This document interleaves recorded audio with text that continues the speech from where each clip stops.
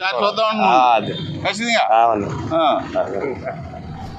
రాజకీయాలు చాలా స్పీడ్ గా ఉన్నాయి. పవన్ కళ్యాణ్ కూడా ఇక్కడ పర్యటిస్తున్నారు. ఈసారి భీమవరం నుంచి ఆయన పోటీ చేస్తే ఇక్కడ వాళ్ళు నెగ్గిస్తారంటారా? నెగ్గిస్తారు సార్. ఎందుకు అలా మార్పు ఎందుకు వచ్చిందంటారు?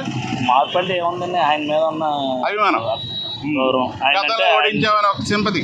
సింపతి అయితే కాదండి, సింపతి ఆయన మీద సింపతి ఏంటండి కాదంటారా? మన మీద మనకు సిగ్గు అంటే ఆయన మీద సింపతి అంటే ఈసారి ఖచ్చితంగా ఈసారి అయితే మాత్రం కంపల్సరిగా పవన్ కళ్యాణ్ గారిని ప్రజలు కోరుకుంటున్నారండి. మొన్న అయితే ఏదో తెలుసో తెలియకో తేడా చేసాం, ఈ ట్రిప్ అటువంటి అయిన ఉండాలా, కానీ అటువంటి అయిన వస్తే పేదవాడికి ఇటువంటి చిన్న చిన్న వ్యాపారస్తులకి అన్నింటికి కూడా కొన్ని విషయాల్లో ట్యాక్స్లు ఇటువంటి లేకుండా మంచి కార్యక్రమం చేసి పెడతాడు. అలాగే రకరకాలుగా వ్యవహారాలు చేశారు కానీ ఏది ఉపకారం లేదు భీమవరంలో. ఇవాళ భీమవరంలో ప్రతిదీ కూడా ఈ రైలు చెరువులో